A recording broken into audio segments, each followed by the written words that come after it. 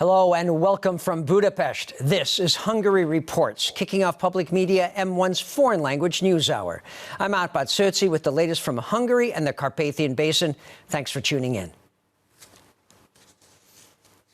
The new team at the European Commission is just one step away from being able to start its duties. On Monday, it got the okay from the EU Foreign Affairs Council, and that includes approval for the Commission's new Hungarian member, Oliver Várhelyi, who will be responsible for neighbourhood and enlargement policy. The Hungarian government calls this its greatest diplomatic success in a decade, especially considering that security issues will now also be partly in Hungarian hands the next 5 years.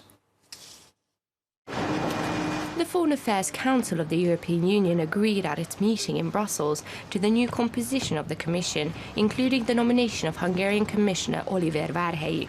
Hungary's Foreign Affairs and Trade Minister Péter Szijjártó was there to represent Hungary and said that the nomination should finally put an end to the attempts by pro-migration parties to stop the Hungarian government's nominee from getting the post of neighbourhood and enlargement policy.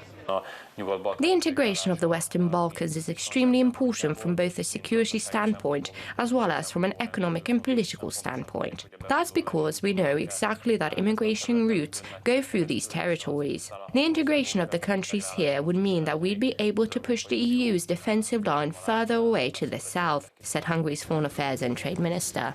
The first time the Hungarian nominee was given a hearing by the EU Commission's Foreign Affairs Committee was in mid-November in Brussels. The Western Balkans. The EU Commission's Socialist, Liberal and Green Party members then tried to blame Várhelyi that as head of Hungary's permanent representation to Brussels, he also played a role in defending Hungary's policies in what they claimed was a country that didn't respect the law. That's why the Hungarian nominee had to respond to questions by the organisation in writing last Monday. In the end, the necessary minimum two-thirds majority did accept his nomination. After the approval by the Foreign Affairs Council on Monday, the European Parliament will likely decide on Wednesday about the new Commission. Experts believe that the current new membership will be approved by the Council, but also that, for example, hardline leftist politicians have already signalled that they will reject the new Commission the way it is set up now. Hungary says it wants the people of Africa to prosper at home and not have to migrate. The government will also only support an agreement between the European Union and Africa that provides an effective mechanism for repatriating migrants and help Africa keep its people at home. That's what Foreign Affairs and Trade Minister Péter Szijjártó said in Brussels on Monday. The Hungarian government believes that rapidly growing populations in Africa should not feel that migration is their only option. We've made it clear from our side that the migrational chapter of this sort of agreement cannot be about anything else but supporting effective policies which could ensure these people to return home. We also need to help African countries strengthen their policies to retain their populations, so that the ever-expanding population of Africa can stay based in their homeland instead of deciding on the other alternative, which would mean heading towards Europe. Illegal migrants are now encamped in northern Serbia at the Hungarian border in towns inhabited by Serbia's Hungarian minority. Just this weekend alone, Hungarian border police and military personnel intercepted more than 400 people trying to steal their way across from Serbia into Hungary.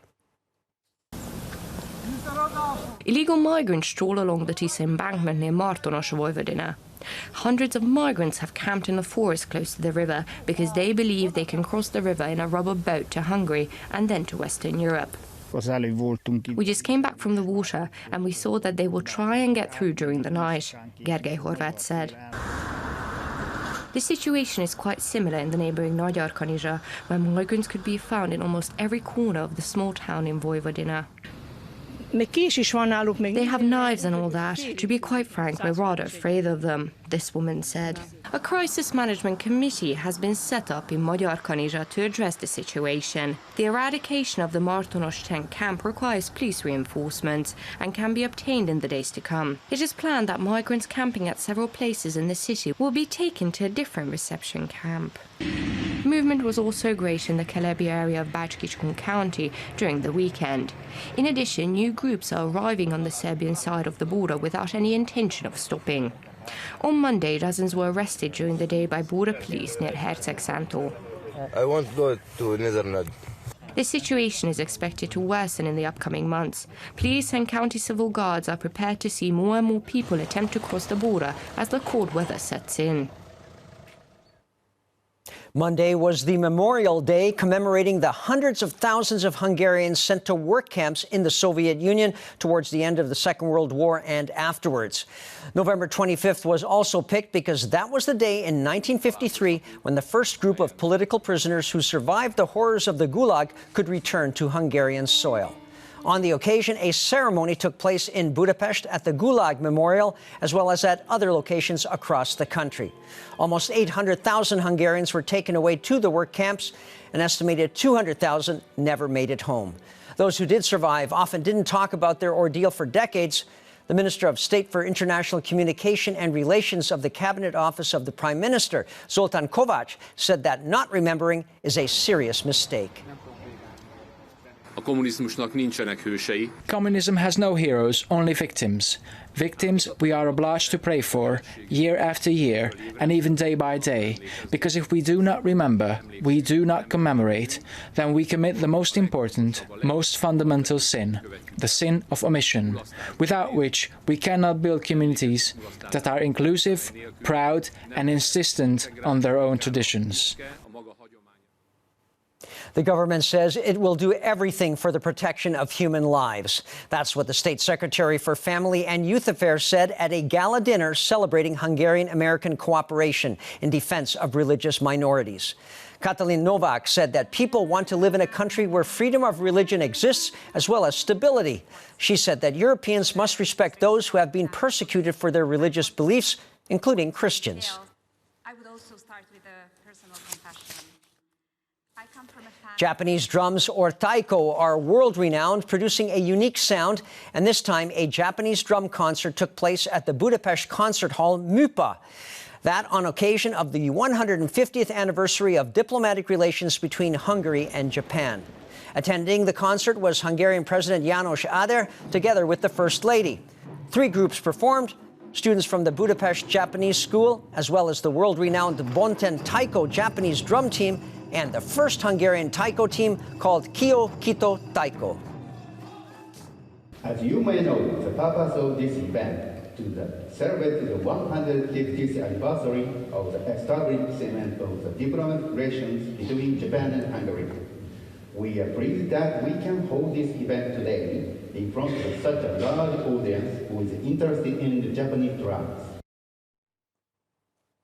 Almost 40,000 euros have been collected so far by Hungarian public media in its charity drive called It's Good to Be Good. Every time someone dials the number 13600, a donation of €1.50 automatically happens. Besides that, more and more donations are coming in the form of gifts and valuable items that you can purchase based on the fixed price offered. You can check them out on the website of the show called in Hungarian jonakleniyo.hu.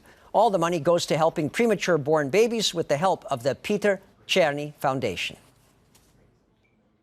I think it can be said that ordinary everyday people will do their best to support this very noble cause, and I also feel that there's an ever-growing community here to help the issue. Those who may be a little more well-off can spare more than €1.50 can be sure that their donations will be going to a very good place and for a good cause.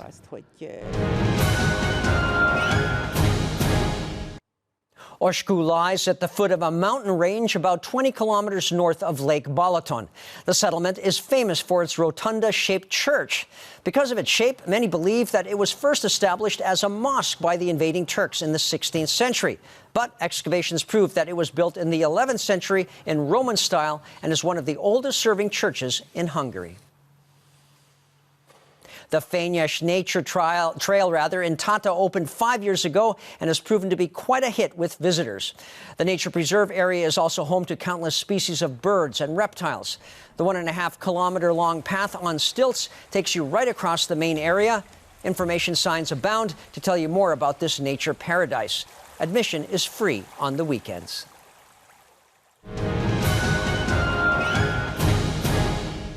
And that's all for now, but don't forget you can catch Hungary Reports every night after the 11 p.m. Hungarian news and online as always. Please stick around now if you can for our German, Russian, and Chinese language news.